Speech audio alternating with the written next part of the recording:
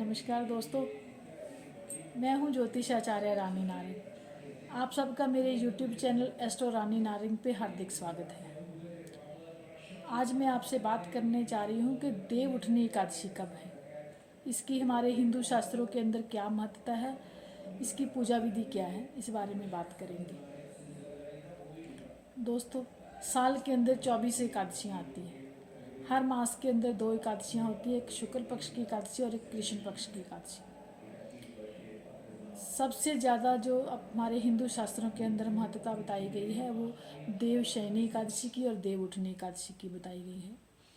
देवशयनी एकादशी के दिन भगवान श्री विष्णु जी जो इस सृष्टि के पालनहार है, संहार करने वाले हैं, उनकी वो इस दिन देवशयनी एकादशी के दिन वो एक योग निद्रा के अंदर चले जाते हैं, वो भक्ति के अंदर चले जाते हैं, पताग लोक के अंदर वो अपनी तपस्या के अंदर लीन होते हैं।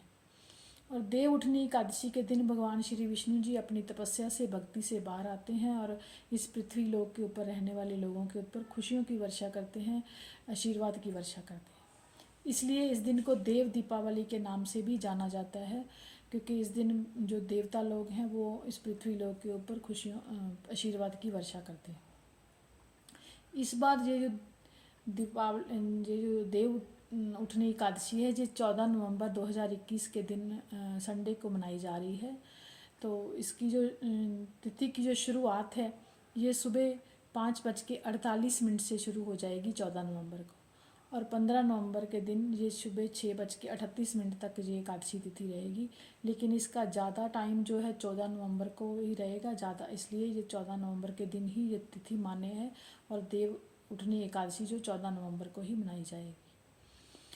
इस दिन भगवान श्री विष्णु जी का तुलसा जी के साथ विवाह किया जाता है। उनके भगवान श्री विष्णु जी के शालीग्राम स्वरूप का जो विवाह है, उनके स्वरूप का भगवान माँ तुलसा जी के साथ विवाह किया जाता है। तो इस दिन से विवाह कार्य संपन्न होते हैं, शुरुआत होती है, मांगलिक कार्यों की शुरुआत होती है।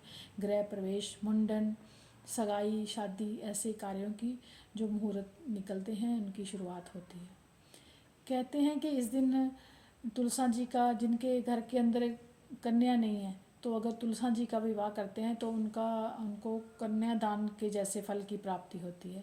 या फिर जिस कन्या के विवाह के अंदर दिक्कतें आ रही हैं, या योग्य वर नहीं मिल रहा है, तो उनको तुलसा जी का विवाह करना चाहिए उनके माता पिता को। तो उनकी बच्ची के जो शादी विवाह के अंदर आ रही दिक्कतें हैं वो दूर होती हैं और उनको उनके योग्य वर की प्राप्ति होती है। ऐसा हमारे हिंदू शास्त्रों के अंदर बताया जाता है। और बहुत सारी महिलाएं इस दिन माँ तुलसा की पूजा करती है, भगवान विष्णु जी की पूजा करती हैं, और भगवान माँ तुलसा जी को हार श्रृंगार का सामान चढ़ाया जाता है। उनके ऊपर जो है पति से संबंधित जो चीज़ें होती हैं, जिसको बिंदी, लिपस्टिक, नील पेंट, ये सब दुपट्टा वगैरह उनके ऊपर दिया जाता है और उनका विवाह किया जाता है। और इसके साथ अगर मैं बात करूं कि इसकी पूजा विधि क्या है, तो इस दिन सुबह उठ करके स्वच्छ कपड़े, नहा धो करके स्वच्छ कपड़े पहन करके माँ तुलसा की आरती करनी चाहिए, भगवान श्री विष्णु जी की पूजा करनी चाहिए। मंदिर के अंदर देसी घी का दीपक जला करके उनके सामने भगवान श्री विष्णु जी, माँ लक्ष्मी जी और माँ तुलसा जी की आरती पूजन वगैरह करना चाहिए। उनको फल फूल भेंट करने चाहिए, साथ में उनको जल के साथ, गंगा जल के साथ उनका अभिषेक किया जाना चाहिए।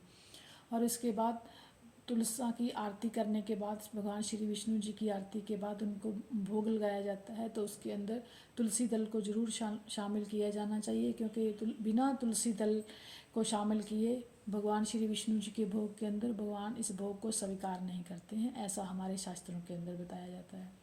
तो इसलिए भगवान जी के भोग के अंदर तुलसी दल को शामिल जरूर किया जाना चाहिए।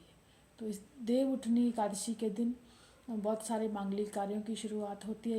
इस दिन अपने आप के अंदर एक बहुत बड़ा मुहूर्त है। अगर आप अपनी बच्चियों की शादी करने जा रहे हैं या फिर कोई शुभ कार्य करना जा रहे हैं, तो आपको इस दिन मुहूर्त निकलवाने की ज़रूरत नहीं है, क्योंकि ये अपने आप के अंदर ही एक बहुत बड़ा मुहूर्त है। तो इस दिन आप कुछ लोग व्रत भी करते हैं। अगर व्रत नहीं भी कर सकते हैं अपनी सेहत को ध्यान में रखते हुए, तो आप इसको इस दिन भगवान श्री विष्णु जी की, माँ लक्ष्मी जी की पूजा की जाती है, क्योंकि देव दीपावली है। तो दीपावली के दिन माँ लक्ष्मी जी का बहुत बड़ा गहरा संबंध है। तो माँ लक्ष्मी जी की पूजा करने के साथ आपको आपके घर के अंदर स्थायी लक्ष्मी जी का वास बना रहता है। तो इस दिन आपको माँ लक्ष्मी जी की पूजा जरूर करनी चाहिए और माँ तुलसा जी की पूजा करनी चाहिए, आरती करनी चाहिए, उनको भगवान को भोग लगा करके प्रसाद घर के जो सदस्य हैं उनके अंदर वितरण करना चाहिए। तो दोस्तों मैं समझती हूँ कि आप इस दिन देव उठनी एकादशी का लाभ जरूर ले पाओगे। तो मैं अपनी वाणी को यहीं पे विराम देना चाहती हूँ। और अगर आप मुझसे अपनी कुंडली बनवाना चाहते हैं, कुंडली दिखाना चाहते हैं, या फिर आप अपने घर का वास्तु चेक करवाना चाहते हैं, आप अपने डेट ऑफ बर्थ के अकॉर्डिंग अपने घर, ऑफिस, फैक्ट्री का नाम चेंज करना चाहते हैं, तो आप मुझे मेरे नंबरों पर संपर्क कर सकते हैं। मेरे नंबर्स हैं 9780400635 और दूसरा नंबर है 9256300563।